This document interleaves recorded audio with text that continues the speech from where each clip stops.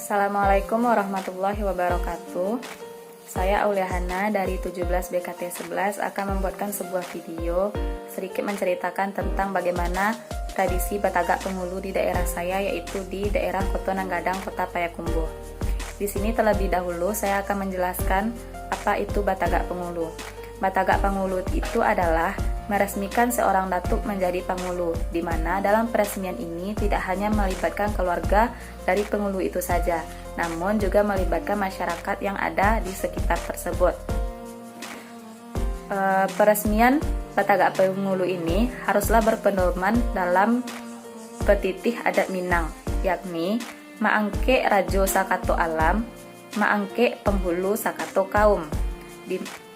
Jadi, tata tertib dalam meresmikan penghulu ini dimulai dengan adanya rapat atau mufakat kaum. Kemudian dibawa ke halaman, yang artinya dibawa masalahnya ke dalam kampung, lalu diangkat ke tingkat suku atau ke tingkat nagari, di mana itu dilaksanakan pada kerapatan adat nagari atau yang sering disebut dengan KAN.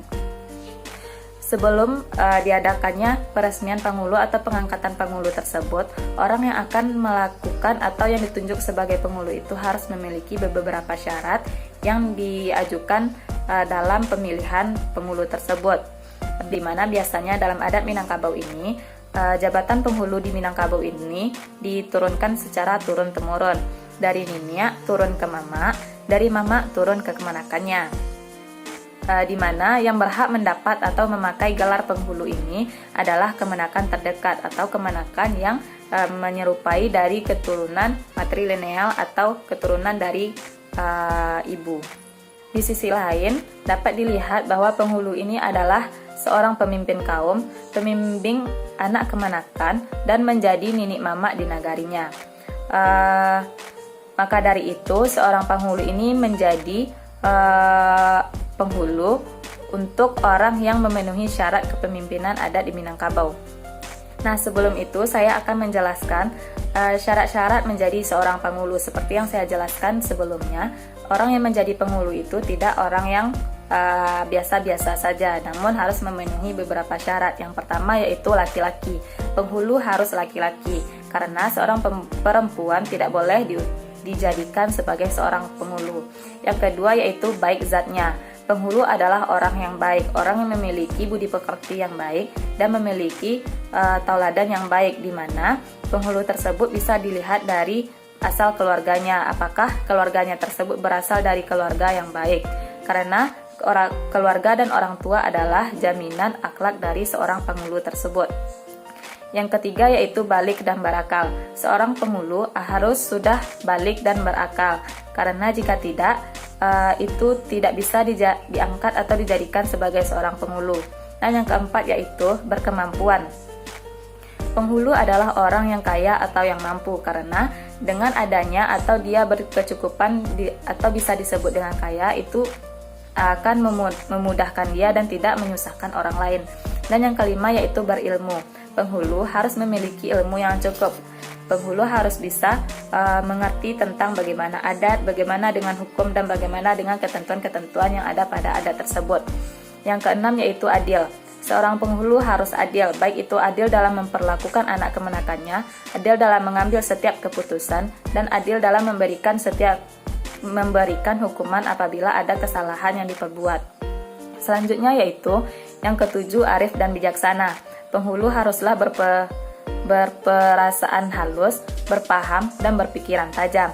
Dan yang kedelapan yaitu tablik.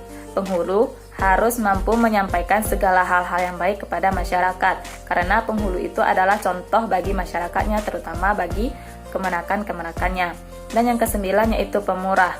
Penghulu harus dapat memberikan nasihat, karena penghulu ini adalah sebagai contoh seperti yang saya jelaskan tadi. Dan yang ke-10 yaitu tulus. Seorang penghulu harus tulus dan ikhlas dalam melaksanakan tugasnya, tidak hanya dituntut karena perannya saja atau karena kedudukannya saja. Dan yang ke-11 yaitu sabar. Seorang penghulu itu harus sabar dalam menjalankan tugasnya selama dia ditunjuk sebagai penghulu atau diberikan kepercayaan oleh masyarakat. Itulah beberapa syarat yang harus dipenuhi jika seseorang dipilih menjadi penghulu di suatu daerah. Baiklah, selanjutnya saya akan menjelaskan tentang bagaimana proses batagak penghulu di Koto Nangadang, Kota Payakumbuh. Upacara melewakan gala atau menegakkan penghulu adalah suatu kegiatan yang dilakukan oleh keluarga dan masyarakat nagari untuk mengukuhkan saku atau gelar pusaka pada suatu kaum. Melewakan gala bertujuan untuk memberitahukan kepada masyarakat atas pelantikan pemimpin baru suatu kaum, dan penghulu tersebut akan memimpin nagari secara kolektif bersama dengan penghulu lainnya.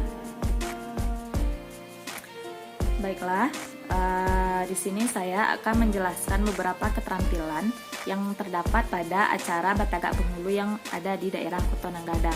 Dari sekian banyaknya langkah-langkah yang sudah saya jelaskan pada materi yang sudah saya bagikan, di situ ada beberapa keterampilan yang bisa saya ambil dalam proses batagak penghulu di daerah Koto Nangadang tersebut. Pada awalnya batagak penghulu ini dimulai dari rapat dan mufakat kaum. Selanjutnya ada beberapa proses sebelum batagak penghulu ini muncul atau dilaksanakan pada hari hanya atau puncak pada batagak penghulu tersebut, seperti adanya pai membali kabau atau pergi membeli kerbau ke pasar ternak, dan ada beberapa proses keterampilan lainnya. Sebelum itu saya akan menjelaskan bagaimana cara pemasangan baju pada penghulu agar penghulu tersebut bisa mengerti makna-makna dari setiap pemasangan baju yang akan dia pakai di acara batagak penghulu tersebut.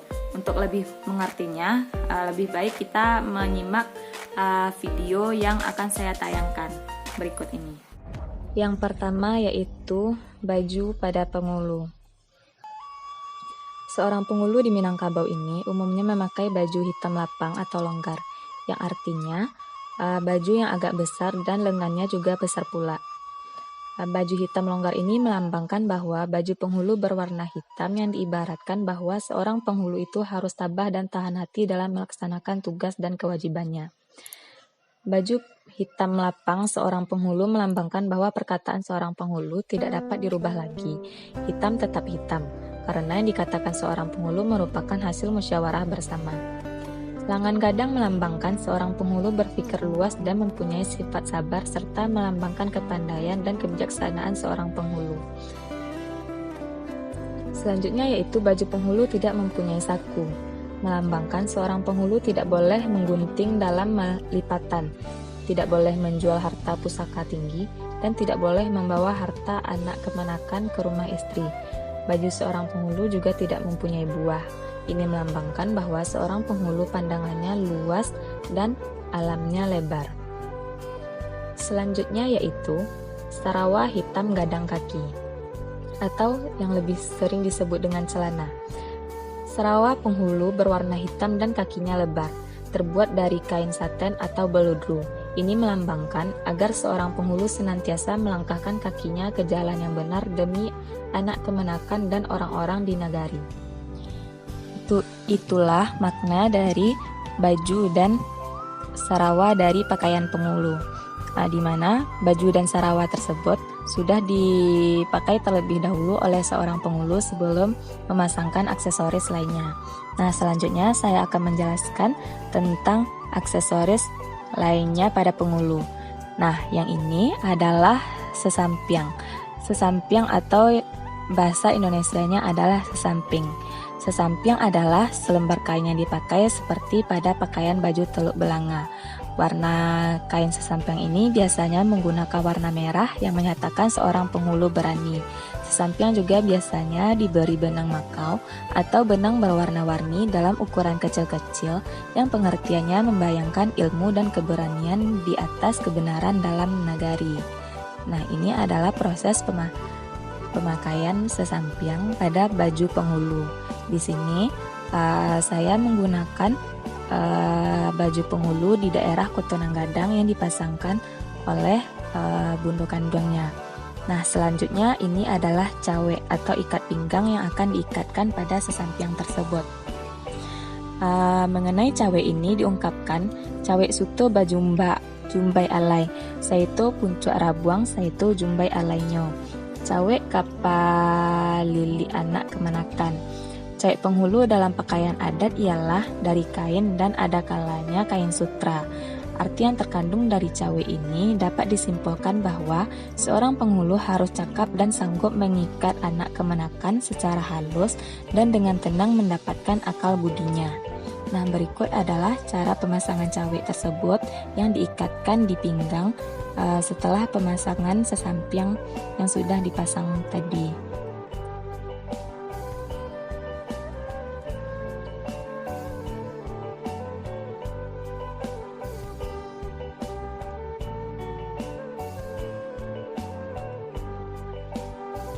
Nah, berikut adalah pemasangan sandang.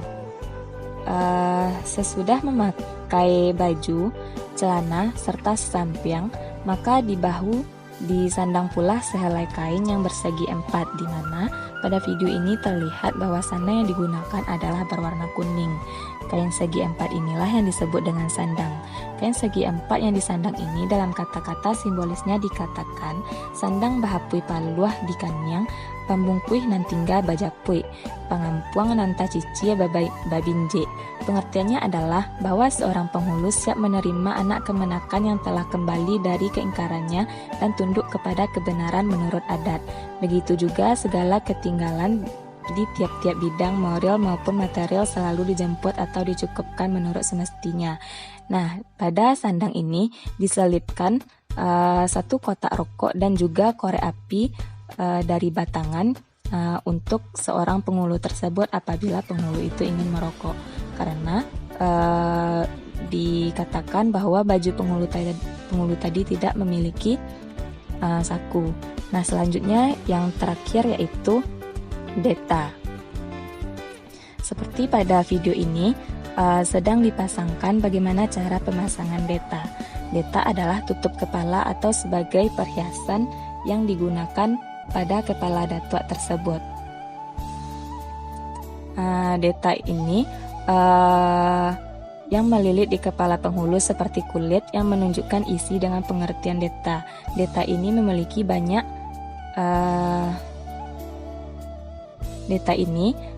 banyak kerutan, di mana kerutan ini juga memberi makna bahwa seorang penghulu sebelum berbicara atau berbuat hendaklah mengerutkan keningnya atau berpikir terlebih dahulu dan jangan tergesa-gesa. Nah, dari video pemasangan baju penghulu tadi, setelah itu saya menemukan keterampilan lainnya seperti pergi membeli kerbau ke pasar ternak, atau yang lebih sering disebut di daerah saya itu pai membali kabau, yang dilakukan oleh datuk-datuk atau penghulu-penghulu yang ada di daerah tersebut. Proses pergi ke pasar ternak ini menggunakan bendi atau delman yang dinaiki oleh penghulu tersebut dari kantor kan menuju ke pasar kerbau tersebut. Untuk lebih detailnya, alangkah lebih baiknya kita simak video proses pembelian kerbau ke pasar ternak seperti yang berikut ini.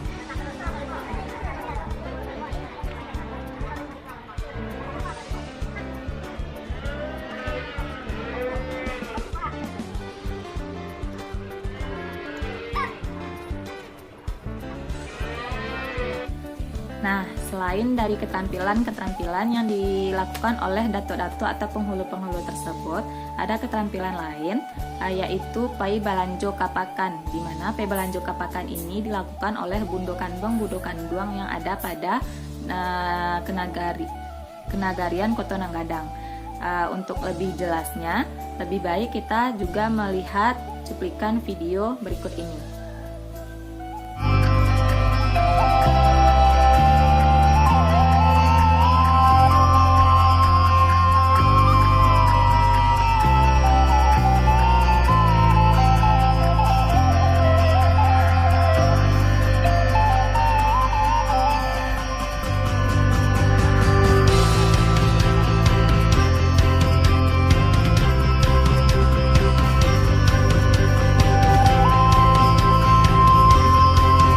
Keterampilan yang berikutnya yaitu selain dari pai membali kabau dan balanju kapakan tadi, di hari yang berbeda ada keterampilan lainnya yang saya dapatkan yaitu maarak kilang atau maarak kilangan, di mana maarak kilangan ini dilakukan pada pagi hari yang ditandai dengan letusan Maryam.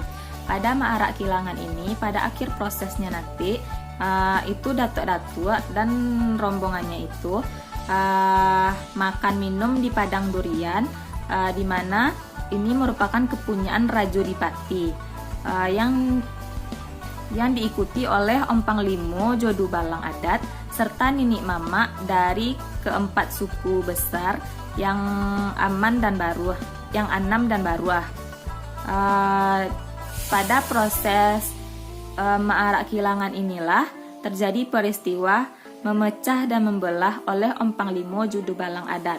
Untuk lebih detailnya, kita bisa melihat video berikut ini.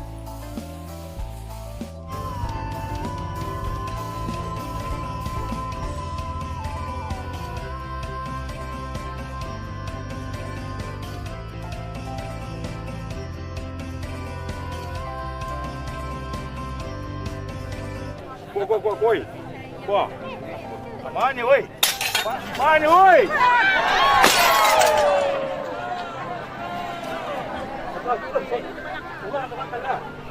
Hati nak lama. Menonton je dah. Badek.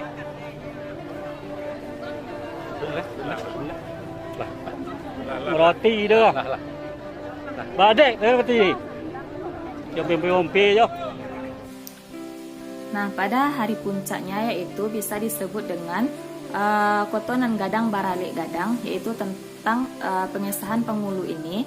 Pada hari hanya disinilah dibuat kemeriahan yang dilakukan oleh anak-anak nagari pada daerah tersebut. Ada beberapa macam penampilan yang ditampilkan seperti penampilan adat-adat, ada yang menari, ada pidato-pidato yang disampaikan oleh beberapa orang, di mana penampilan tersebut sudah terlaksana dengan baik. Dan pada hari ini jugalah keris itu dipasangkan kepada penghulu. Pemasangan keris itu dilakukan kepada setiap penghulu tersebut. Bagaimana cara pemasangannya nanti bisa kita lihat dalam cuplikan video. Nah, sebelum itu sebelum pada hari H ini, setiap penghulu itu melakukan sumpahnya terlebih dahulu. Dalam melakukan sumpah itu dilaksanakan di dalam masjid, karena sumpah itu harus diutarakan di tempat yang lebih suci dan di depan Al-Quran. Jadi sumpah itu sudah diutarakan oleh semua penghulu dan itu sudah berjalan dengan baik dan lancar. Nah, untuk lebih lanjutnya bagaimana cara pemasangan keris itu, teman-teman bisa melihat bagaimana pada cuplikan video berikut ini.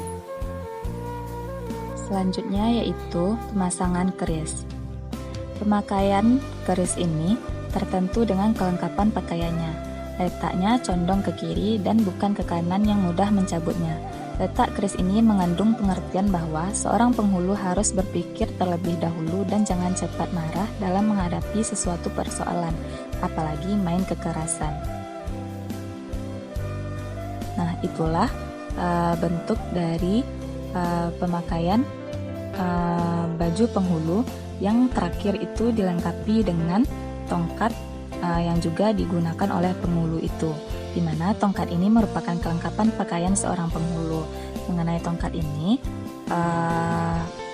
dikatakan pamenannya tungkek kayu kamek, ujuang tanduk kapalo para. Tongkat yang dibawa penghulu sebagai kelengkapan pakaiannya bukan untuk menunjukkan penghulu itu tua umur, melainkan seorang penghulu itu yang dituakan oleh kaum, suku, dan nagarinya. Dan tidak lupa, dalam pemakaian baju penghulu ini dilengkapi dengan sendal yang berasal dari kulit, seperti yang ada pada video ini, yang sudah dilengkapi dengan pemakaian sendal.